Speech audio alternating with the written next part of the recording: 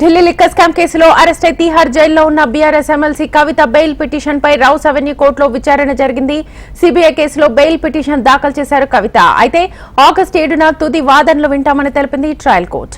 కవితను మార్చి 15న తొలుత ఈడీ, అనంతరం ఏప్రిల్ 11న సిబిఐ అరెస్ట్ చేశాయి. ఈడీ, సిబిఐ పెట్టిన 2 కేసుల్లోనూ సాధారణ బెయిల్ ఇవ్వాలన్న పిటిషన్ను గతంలోనే ట్రయల్ కోర్టు కొట్టివేసింది. ఈ ఆదేశాలను ఢిల్లీ హైకోర్టులో సవాల్ చేయగా అక్కడ కూడా నిరాశ ఎదురైంది. ఈ నేపథ్యంలోనే ట్రయల్ కోర్టులోనే మళ్లీ బెయిల్ పిటిషన్ ని దాఖలు చేశారు.